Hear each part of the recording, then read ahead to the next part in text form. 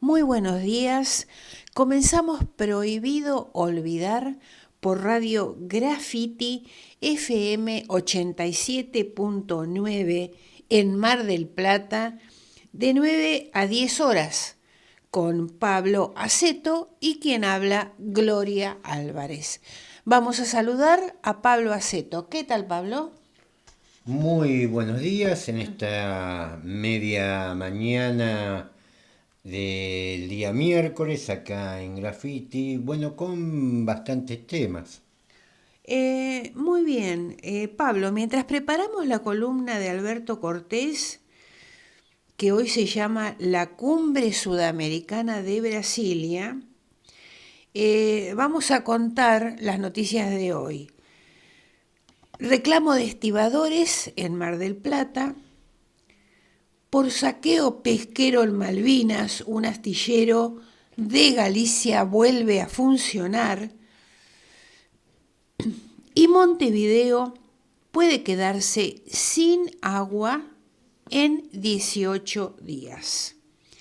La columna de Pablo Aceto se llama El fin del Consejo Ártico, la hora de los osos.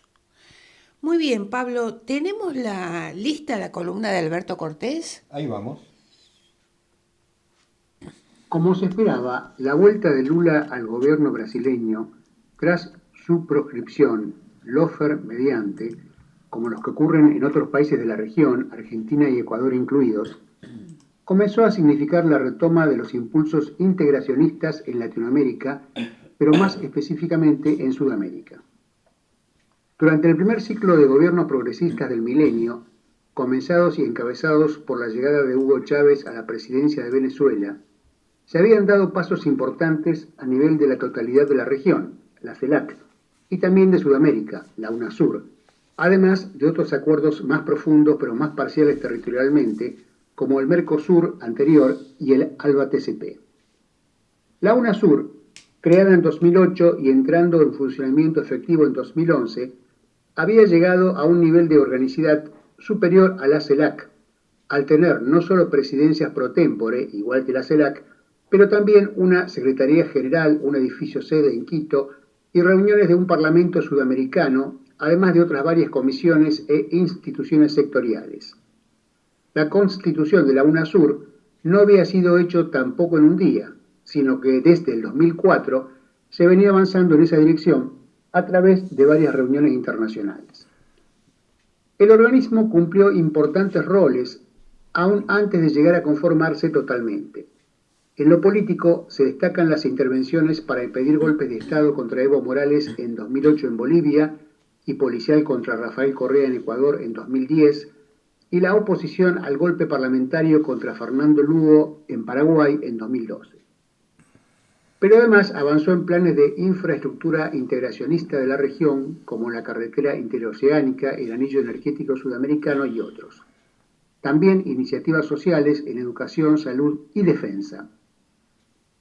La UNASUR incluía tanto a gobiernos de posiciones claramente de izquierda, como el de Venezuela, hasta otros completamente de derecha, como los de Colombia y Paraguay. Sin embargo, los hechos mostraron entonces, y están mostrando ahora mismo, que los gobiernos de derecha en realidad reniegan de la unidad latinoamericana y sudamericana y juegan en cambio a dejar a los organismos regenteados por los Estados Unidos como la OEA la aparente representación colectiva de la región, siempre subordinada a los intereses del norte. Cuando los gobiernos progresistas son mayoría en la región, como a principios del milenio y ahora, los de derecha participan de las iniciativas de integración para no quedar aislados. Cuando se desparraman por la geografía sudamericana, gobiernos neoliberales mandan a dormir o directamente se retiran de esos organismos. Así, hasta 2014, los jefes de Estado de UNASUR se reunieron una y hasta dos veces por año. Luego, el ascenso al poder por diferentes vías de gobiernos de derecha primero paralizó al organismo y luego pasó, en 2018-19, al retiro o a la suspensión de su participación de 7 países, como la Argentina de Macri o el Brasil de Bolsonaro. El Ecuador de Lenín Moreno, traidor a su mandato electoral, quitó además el edificio para que funcionara. para no quedar como opuestos a la integración, acusaron a la UNASUR de estar ideologizada, a pesar de su pluralismo interno desde su fundación, y crearon el PROSUR, de vida efímera y resultados prácticamente nulos. Lula convocó ahora en Brasilia a una reunión a la que asistieron todos los jefes de gobierno de Sudamérica, excepto Perú, que envió al jefe de gabinete de ministros por restricciones legales que complicaban a la mandataria golpista, Dina Boluarte, para salir del país. Se acordó una hoja de ruta de 120 días en la que una comisión de representantes de los presidentes avanzará en nuevas definiciones para instrumentar el proceso de integración regional. El presidente de Venezuela, Nicolás Maduro, llegó un día antes a Brasilia y tanto las características del recibimiento oficial como las expresiones de Lula dejaron en claro la intención de la reivindicación plena de la nación y el gobierno que durante el breve auge regional de gobiernos neoliberales habían sido parias y víctimas de hasta intentos de invasión y magnicidios. Lula además hizo explícito su apoyo al ingreso de Venezuela al BRICS, posición replicada días después por Rusia y China, otros dos integrantes de este organismo. Hay una veintena de países, incluyendo la Argentina, que han solicitado también su ingreso al organismo multilateral, ingresos que se discutirán a mediados de año en la próxima reunión a realizarse en Sudáfrica, país que junto a India completan los 5 miembros actuales del mismo. Los productos brutos internos relativos de los BRICS y del G7, no de valores nominales, forma más directa pero mucho más discutible de medir el PBI, han cambiado completamente en los últimos 30 años.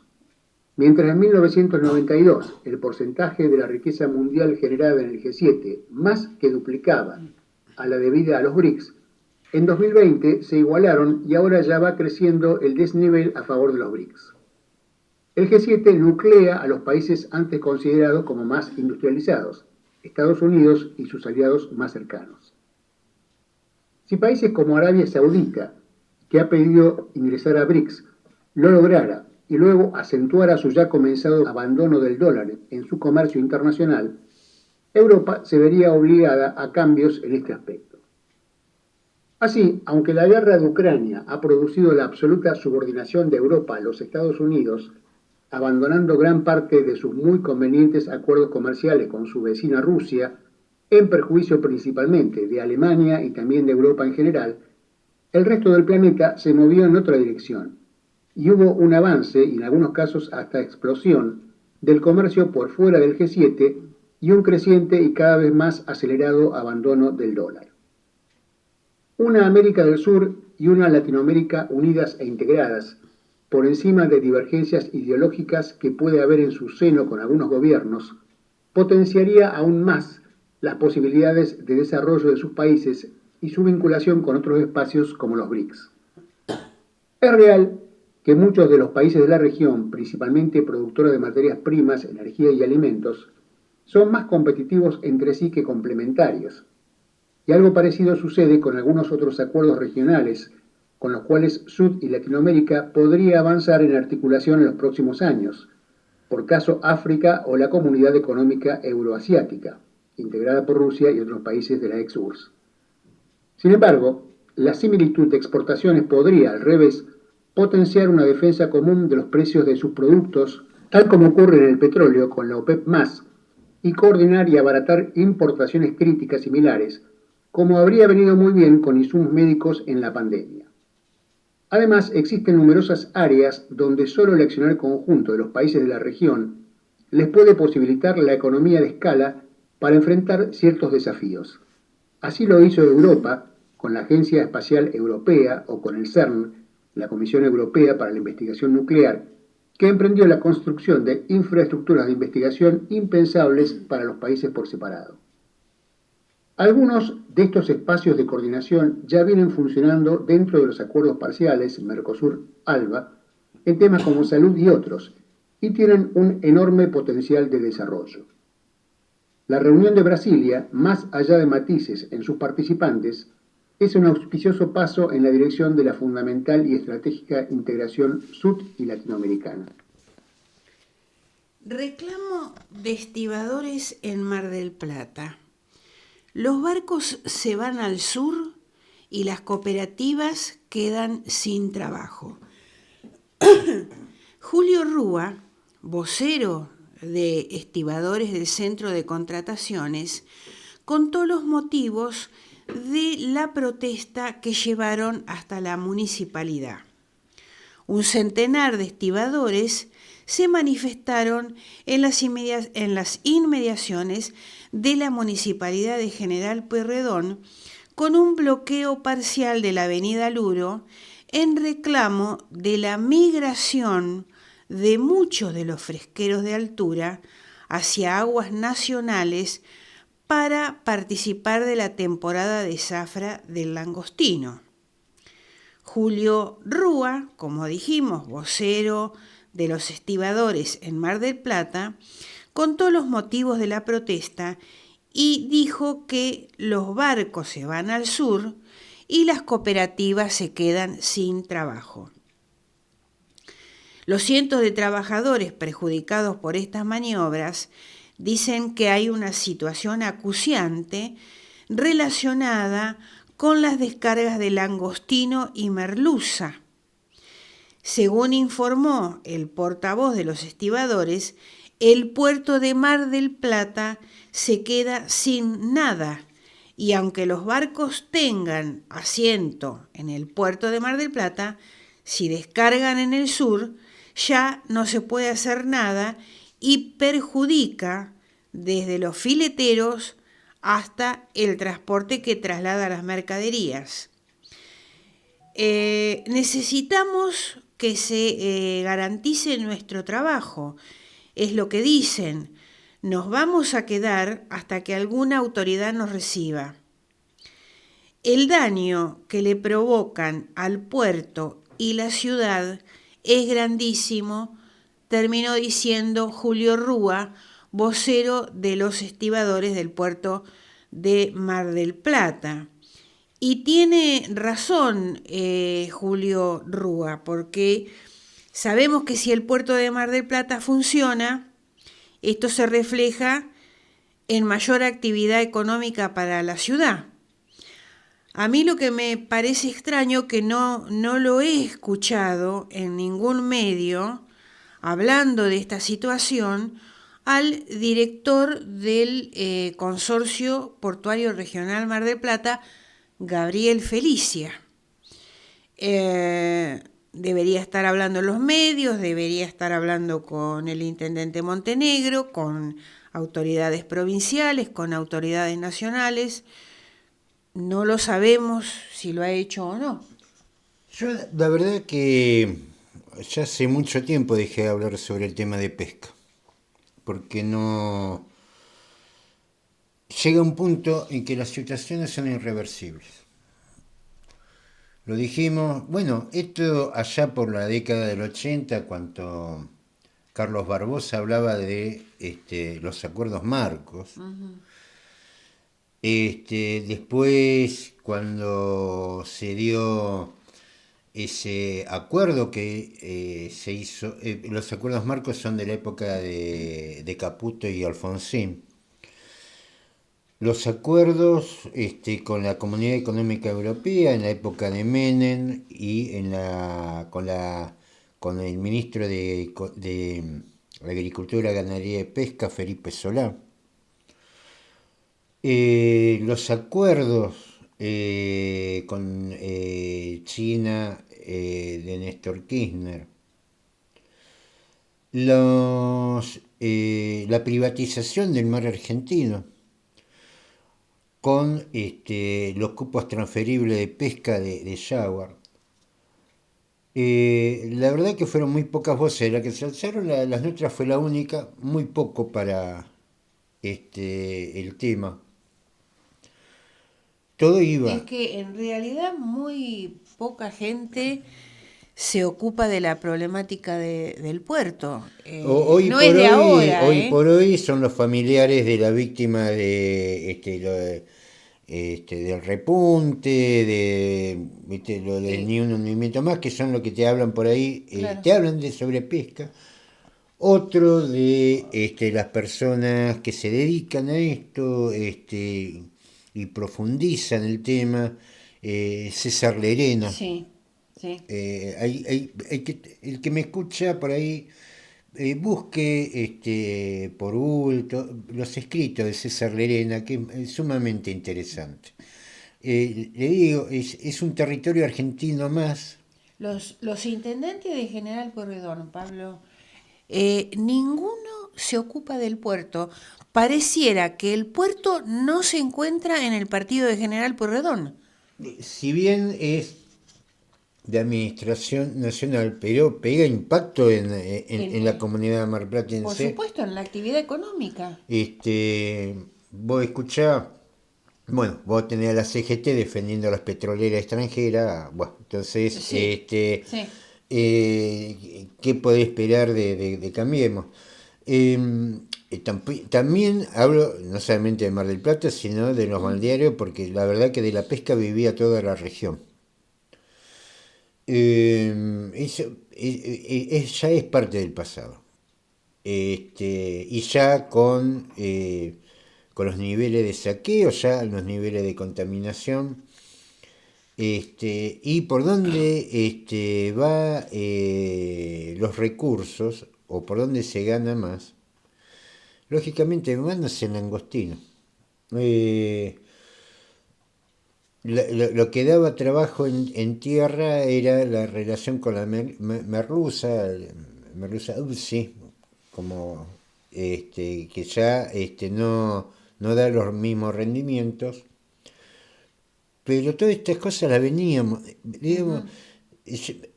que es lo que le estoy hablando yo, que es lo que tengo memoria y lo que he vivido. No quiero hablar de los dirigentes que en su momento se quejaron en el año 75 por la zona común de pesca. Yo lo recuerdo a Carlos Barbosa, que allá por los años 80 hablaba de lo que está pasando ahora. No le erró en nada, Carlos. Pero bueno, la verdad que uno ve la situación como irreversible. ¿Por qué? Porque la dirigencia, que es elegida por los trabajadores del puerto, Sí.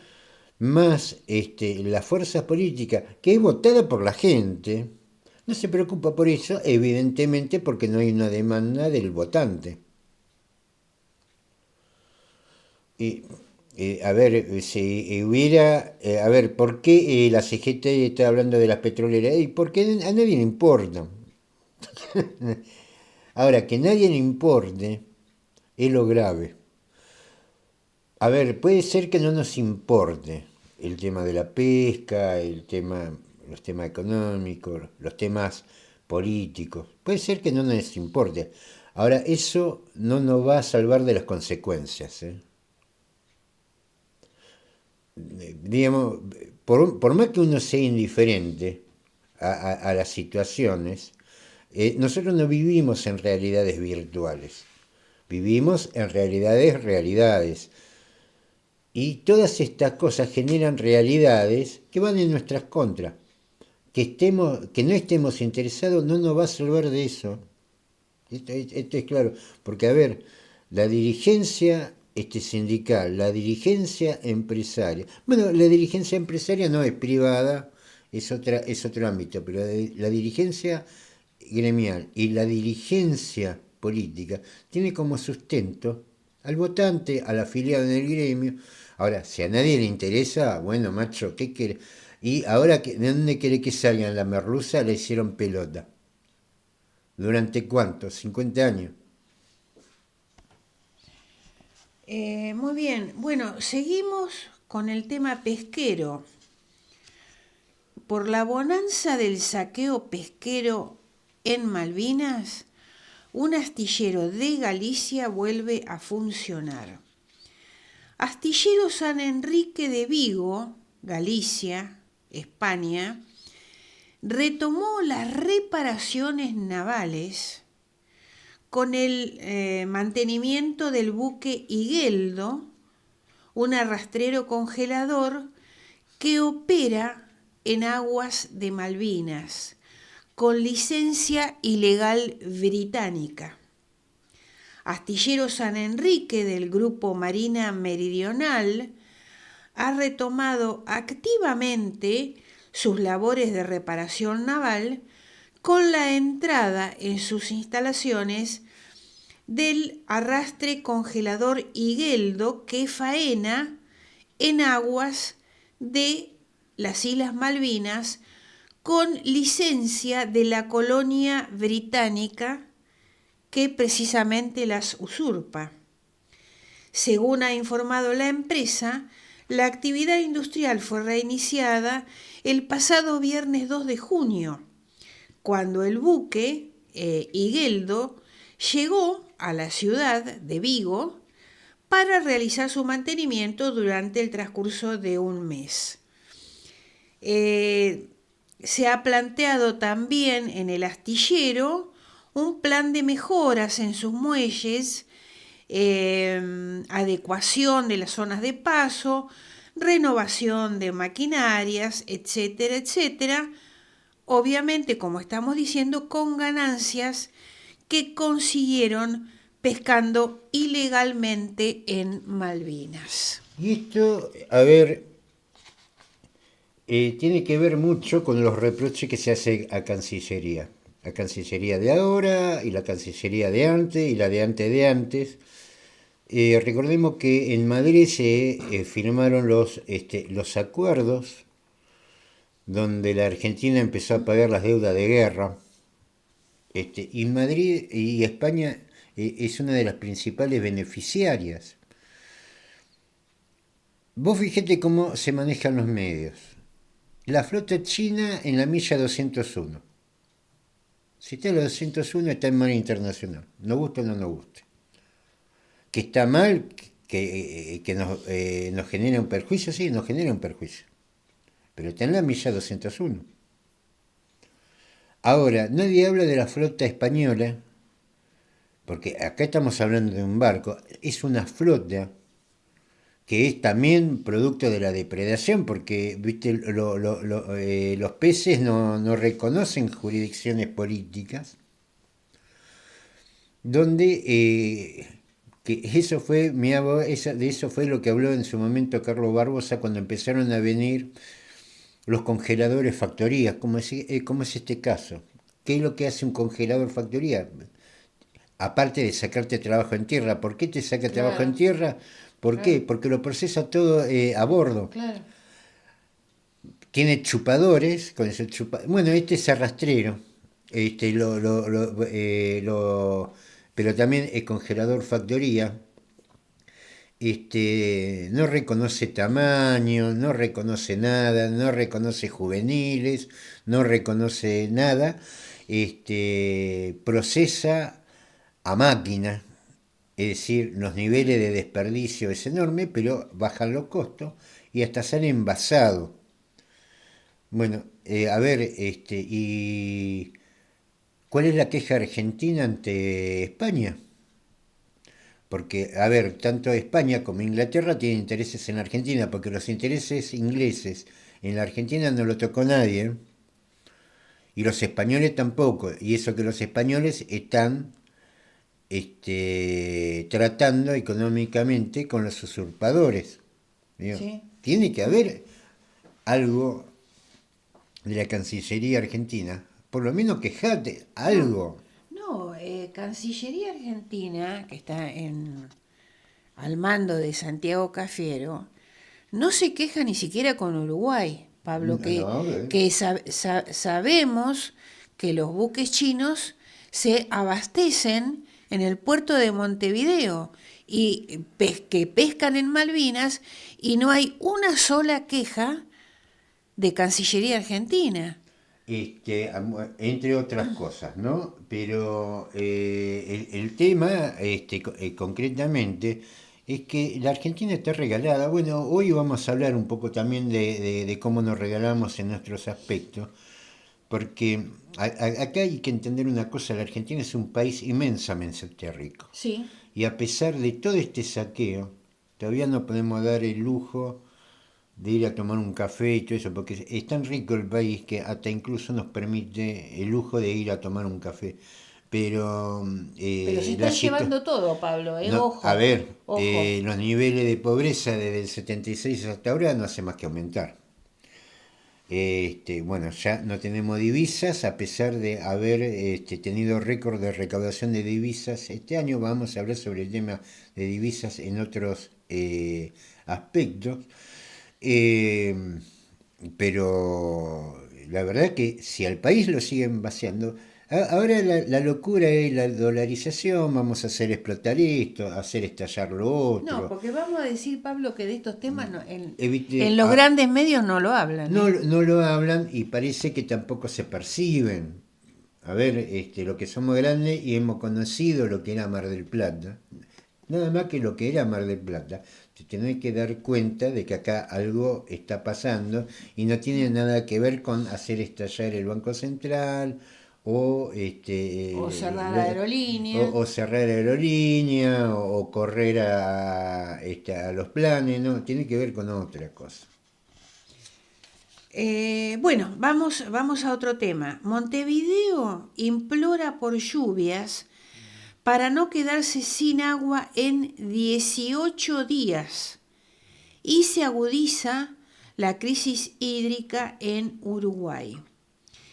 Se espera que este plazo, estimado por las autoridades, se alargue si se producen las lluvias pronosticadas para esta semana.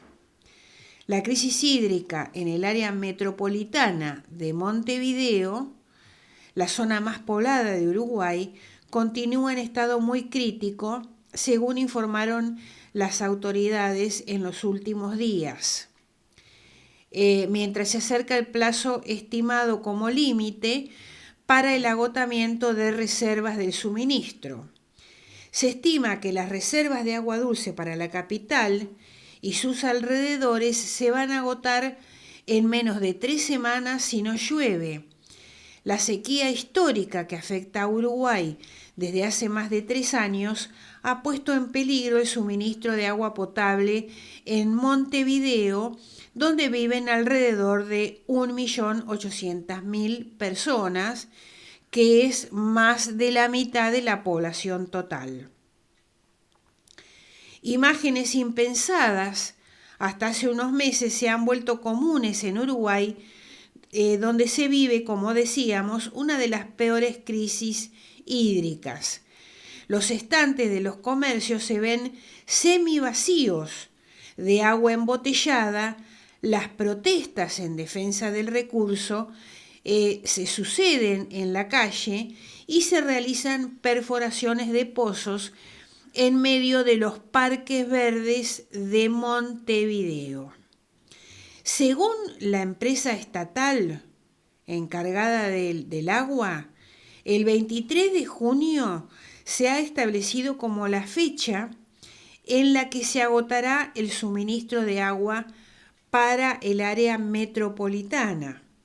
Sin embargo, el presidente Lacalle Pou trata de tranquilizar a la población diciendo que el suministro no se va a suspender. Debido a la crisis en las reservas, el gobierno decidió mezclar agua dulce con agua del estuario del Río de la Plata para aumentar los niveles de suministro. Esto elevó los niveles de sodio y cloruros en el proceso de potabilización, lo que se traduce en que el agua que sale de la canilla tiene un sabor salado. Esto plantea riesgos para la salud, especialmente para las personas con enfermedades crónicas. Esto es lo que dicen desde las sociedades médicas y la Facultad de Medicina. Se ha disparado la venta de agua embotellada en comercios y supermercados. En mayo, las ventas de agua embotellada se triplicaron en comparación con el mismo mes del año anterior. Bueno, a ver, ¿y qué es lo que es interesante para nosotros Montevideo, esta realidad que está pasando? Bueno, Montevideo está sobre el Atlántico, no como la ciudad de Buenos Aires, que incluso ya tiene todos los mecanismos, perdón, todos los mecanismos para potabilizar el agua del Río de la Plata. El caso de Uruguay no. Pero estamos hablando de una ciudad donde el boom inmobiliario, incluso también por la radicación de muchos argentinos, empezó a construir a lo loco. A ver, partamos de una base. Uruguay no es Egipto, que está en medio de un desierto. Es un país rodeado de ríos, aparte, lógicamente, de la costa atlántica. Ahora, la falta de previsión, porque no es solamente que vos hacés edificios, sí, vos hacés edificios, traete gente, aumentate el tránsito, también le tenés que dar agua. La incursión marina ha llegado a profundo. Digo, cuando hablo de desorden urbanístico, cuando hablo de falta de planificación de áreas estratégicas, como por ejemplo el tema del agua, ¿a qué nos hace recordar? Bueno, esto que vos estás diciendo, Pablo, puede pasar en Mar del Plata. Bueno, la nota que leímos la semana pasada sobre este tema, en Casi Sábado, está relacionado con eso. Estas son las consecuencias que se pagan por la falta de planificación. Uno no dice que no hay que crecer, ¿eh? Yo no digo eso. Lo que sí hay elementos físicos que te marcan hasta dónde podés crecer. O si querés crecer más, ¿qué tenés que hacer? Porque en algún momento se te acaba el agua. Hace edificios, lleva gente, bueno, bárbaro. ¿Y qué le vas a dar de comer? ¿Qué van a tomar? Hoy están en esa encrucijada. Vos fíjate que las ciudades de Brasil no tienen ese problema y son 214 millones de habitantes. El caso, por ejemplo, de Curitiba. Pero Montevideo agarró quiso aprovechar, hizo bien en aprovechar el boom inmobiliario, los argentinos que se iban, Susana, González Sur, todo que se fueron para allá, bueno, bárbaro. Pero vos también tenés que prever que te pueden tocar una seca, que vas a tener que realizar otras obras, porque es un crecimiento desordenado. En Mar del Plata la incursión marina llega hasta Champañá. Ya traemos el agua de Mar Chiquita, que la tenemos que llevar hasta el Paseo Jesús de Galinde, porque quieren hacer un edificio de 20 pisos, tenés que llevarlo de Mar Chiquita hasta el Paseo Jesús de Galinde, al piso 20. Lógicamente se encarece, por supuesto, y el encarecimiento lo prorratean, no lo pagan lo del edificio de lujo, lo prorratean, eso sí lo socializan. Y el tema es cuando el caudal de agua no sea suficiente, como el caso de Montevideo. Muy bien, Pablo. Vamos a tu columna. A ver, se llama El fin del Consejo Ártico, la hora de los osos. Vamos a hacer una pequeña introducción sobre esto, que todo está relacionado con los conflictos que conocemos. Algunos dirían que el principal conflicto está en Ucrania. Hay conflicto que se está dando entre los Serbia y Kosovo. Pero hay conflictos en África, donde por ejemplo hay mucho más muertos que en Ucrania. Que todos tienen un punto en común, que es la lucha por la energía. el tema que se sabe que el petróleo se va a acabar. En algún momento se va a acabar. Y aunque nos parezca mentira, nos llame la atención, porque no estamos acostumbrados en Argentina a esta forma de pensar, se calcula que puede haber reservas por 100 años. Ni Putin, ni Xi Jinping, ni Biden van a vivir 100 años. Además, sus descendientes por ahí tampoco vivan, sean muy ancianos. Pero los países que empiezan, los gobiernos que empiezan en sus países, empiezan a 100 años, incluso cuando ellos no van a estar. Muy distinto es acá que estamos pensando en la elección que viene, a ver si no estoy yo, es el fin del mundo. Hay países que piensan a largo plazo. Y en ese pensar a largo plazo, el tema de la energía es un tema sumamente complejo. No es que el petróleo se va a acabar la semana que viene o dentro de 10 años, pero la pelea es por quién conserva las últimas reservas. Las energías alternativas, que algunos llaman limpias o verdes, lo cual es sumamente cuestionable, no están dando la solución, digamos, no reemplaza el petróleo. Hoy el petróleo no tiene reemplazo ni siquiera en laboratorio. Lo otro es alternativo. Los países que piensan en serio abarcan las dos cosas. Primero, abarcan, en el caso de China, el tema del petróleo y del gas, igual que Rusia. Estados Unidos también. Y también invierte mucho en energías alternativas, es decir, buscan, para que estos 100 años no pasen en vano, tratar de buscar tecnologías que en algún momento pudieran reemplazar el petróleo. Hoy no tiene reemplazo, por ahí dentro de 20, 30 años sí.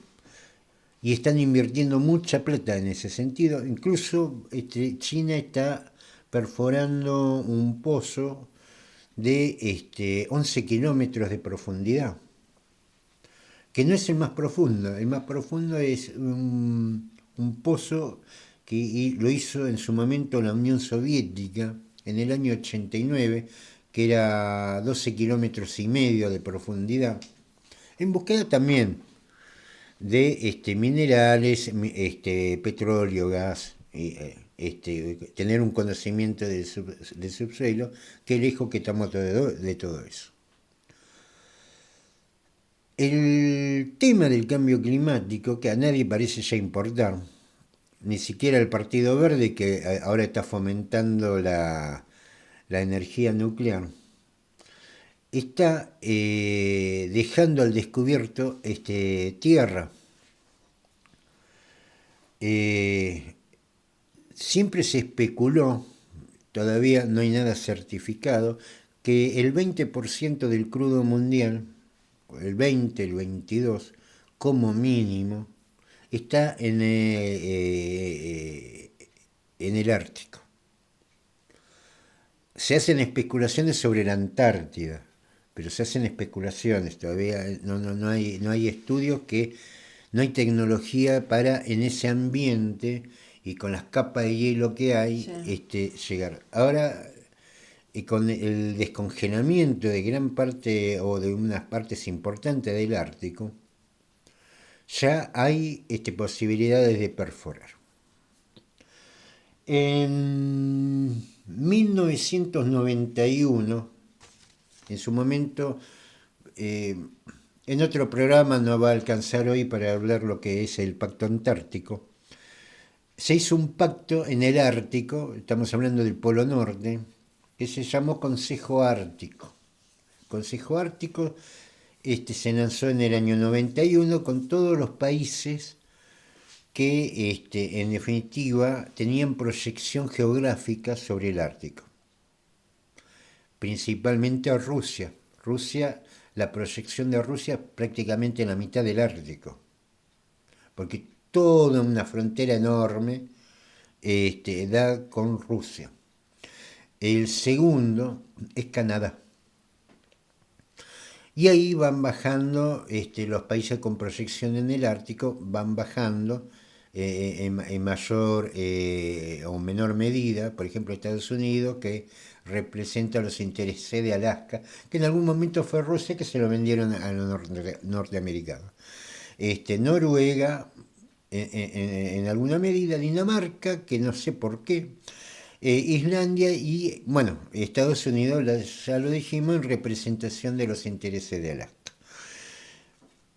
Más del 50% del Ártico, si se hace la proyección al vértice geográfico, le pertenecería a lo que es ahora Rusia. En el año 91 se comienza una declaración de sostenibilidad del medio ambiente y todo eso, que se refrenda y se lanza oficialmente el Consejo Ártico en lo que fue la Declaración de Ottawa de 1996. Bueno, petróleo había por todos lados.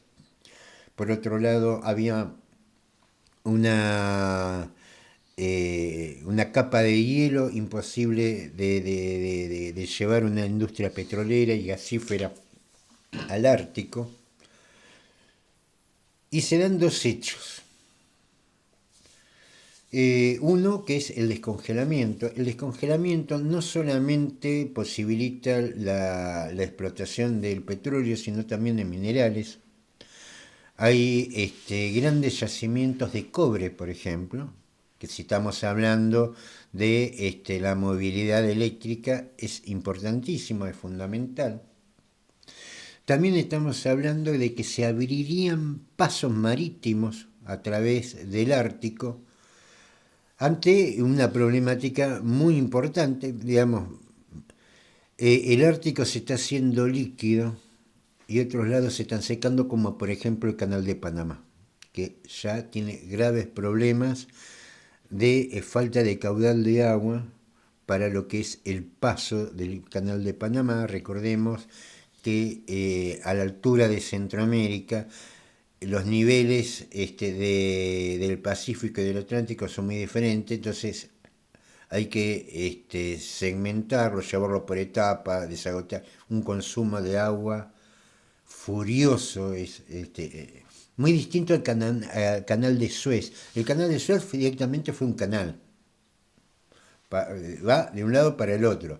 El canal de Panamá lleva una serie de compuertas, cada paso de barco son millones de litros de agua que se desperdicia. Bueno, tienen problemas en el caudal de agua.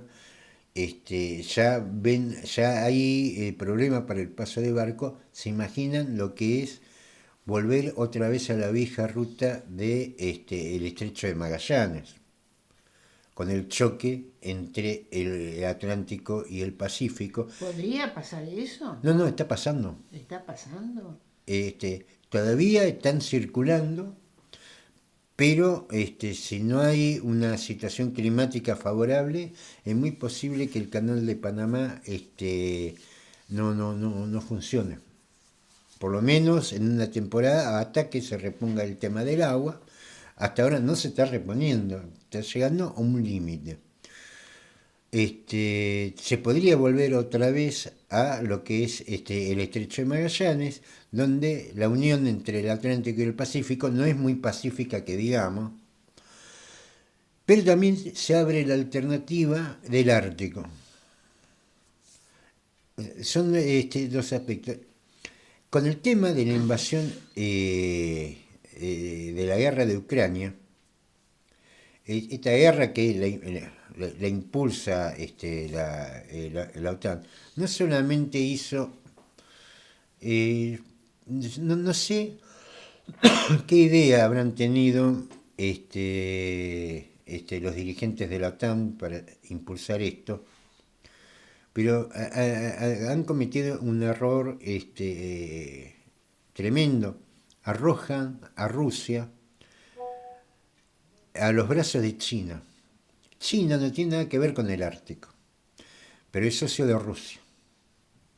Y este socio de Rusia, que puede aportar capital y tecnología, para que Rusia, que puede proyectarse sobre el 50% del Ártico, pueda empezar a explotar petróleo y empezar a explotar también la salida, el paso por el Ártico para el comercio. ¿Qué es lo que hicieron con el tema, digamos, para profundizar más el desatino? Suspendieron a Rusia del Consejo Ártico. Es decir, el país que es potencia atómica, que se puede proyectar al 50% del Ártico, lo sacan del Consejo Ártico. Al sacarlo del Consejo Ártico, Rusia ya no tiene obligación de cumplir lo que firmó, que es la Declaración de Sostenimiento Ambiental. Entonces dijo, bueno, me echaron listo, a perforar, dijeron. Y proyectaron su mapa sobre el Ártico. Es decir, ya empiezan a trabajar sobre el Ártico. Estamos hablando de que de ahí se va a conseguir. Anda a decirle a los rusos, viste que los rusos tendrán muchas virtudes, menos la sutileza. Cuando van. Y van con un montón. Y encima van con los chinos. Por eso decimos que es la hora de los osos, porque van a ver un dibujo muy un marco ruso que viene con un oso gris, el oso panda chino y el oso blanco que están mirando a los dos que se vienen. Por eso decimos que es la hora de los osos, porque entre los dos hacen la verdad, una dupla impresionante. La tecnología de los dos, la plata de los dos, sobre una proyección inigualable. Otro error que comete esta gente de la OTAN, la dirigencia de Estados Unidos, porque al sacarlo del Consejo Ártico, todo lo que firmó ya no necesita cumplirlo. Los podés parar, sí, anda a pararlo. Anda a pararlo a los rusos y a los chinos. Y esto hay que discutirlo. ¿Por qué? Porque nosotros tomamos decisiones alegremente. Nos queremos convertir en exportadores de combustible cuando todos están, y las grandes potencias, están viendo cómo hacen reserva de energía. Nosotros vamos que vamos. Fíjense cómo pelea el mundo esto. La otra vez se lo decíamos a Mempo Giardinelli. Los países no entran en guerra disputando el viento que hace girar los rotores de los generadores eólicos. No se pelean por los biocombustibles. Se pelean por el petróleo y por el gas. Claro. Por hacerse de eso. ¿Qué es lo que estamos haciendo nosotros? Estos datos lo habíamos dado en la radio anterior, es bueno recordarlo. Son a finales del año 22. Siempre se habla sobre el cierre del año anterior. El cierre de este año lo hablaremos más o menos en abril, mayo del año que viene. Pero desde el 2012 al 2022, no estoy hablando del tema de las privatizaciones, que ya fue un saqueo descomunal, sino estoy hablando desde el 2012 al 2022. La industria petrolera nosotros la subsidiamos por 12.609 millones de dólares. Subsidio directo. Después que me vengan a hablar de los planeras. 12.600 millones de dólares. que se le dan a petroleras a petroleras extranjeras. extranjeras, porque la semiestatal, porque tampoco se nacionalizó YPF, se tuvo que endeudar en 11.000 millones de dólares, porque las que recibieron los subsidios fueron las petroleras extranjeras, la YPF no. Más las gasíferas, que durante el mismo periodo, en la misma industria prácticamente, 35.860 millones de dólares. Háblame de los planeros. Esto fue complementado este año con los acuerdos de masa, especialmente en enero de este año,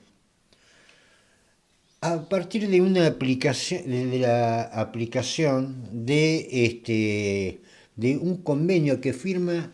¿Se acuerdan cuando en el 2013 firman los convenios secretos entre la presidente de aquel momento, Cristina Fernández Kirchner, con Chevron?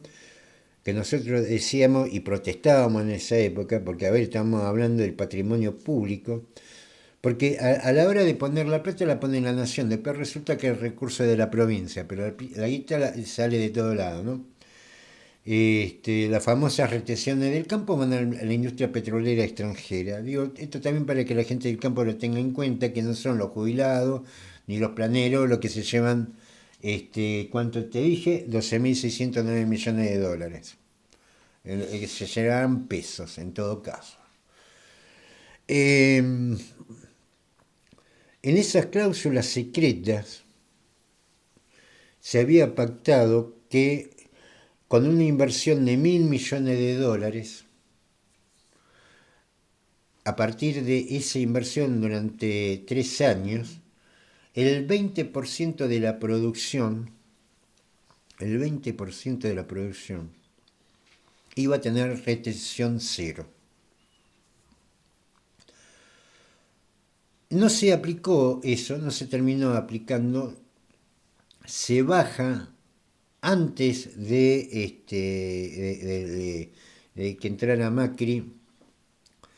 Ese requisito pasó de 1.000 millones de dólares a 250 millones. Se bajó el requisito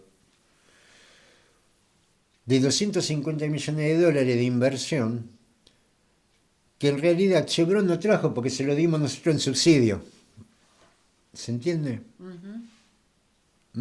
La inversión de Chevron y de todas las petroleras no es plata que ellos vinieron, trajeron de su país, no, es de los subsidios que le dimos nosotros. Claro. Esa es la De inversión. ahí se hacen las inversiones. De ahí se hacen las inversiones. Entonces entra ahora, lo decidió Massa, aplicar ese